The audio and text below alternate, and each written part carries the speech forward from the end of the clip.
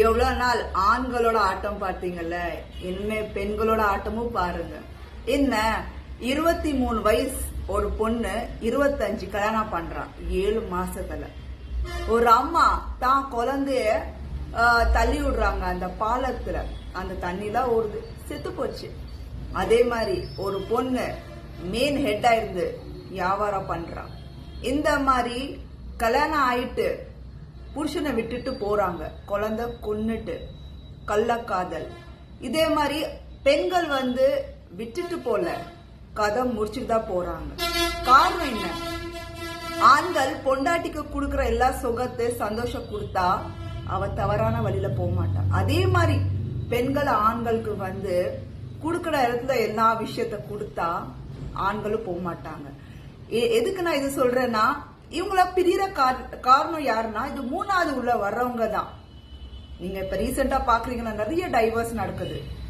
ஜெயம் ரவி, ஆர்த்தி கூட, அதே மாதிரி ஜீவாக்கு சொல்றாங்க, சமந்தா இருக்கட்டும், நிறைய பேரு.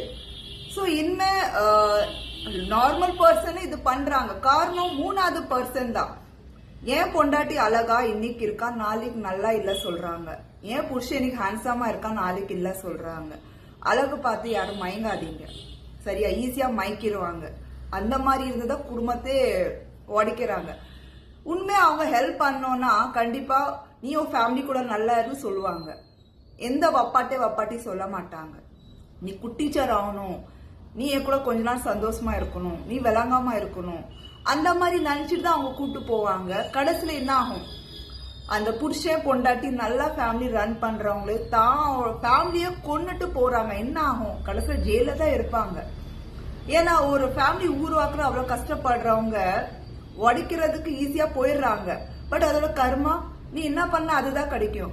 இன்னைக்கு நீ உன் ஃபேமிலி பார்த்து சிரிக்கிற உன் வப்பாட்டி கூட அது சந்தோஷமா? வருத்தமான விஷயம். அந்த பூமியில இருக்கிற பவர் பார்த்துட்டு தான் இருக்கும். உங்களுக்கு பண்ற இடத்துல பண்ணும், நல்லதோ கெட்டதோ. ஸோ பார்த்து இருந்துக்கோங்க.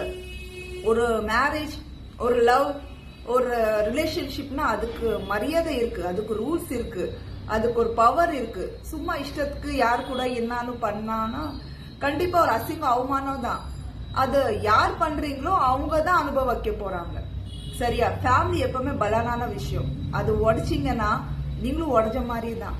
இந்த மாதிரி குழந்தைய, புருஷனை, பொண்டாட்டிய நீங்க அது நீங்க பார்க்கவே இல்லை, மதிக்கவே இல்லை. சோ உங்களை யார் மதிப்பா? யாரும் மதிக்க மாட்டாங்க. அதுக்கப்புறம் அழுவக்கூடாது, ஐயோ ஐயோன்னு அடுத்த மேல பழி போட அவசியம் இல்லை. ஏன்னா நீ பண்ணது உனக்கு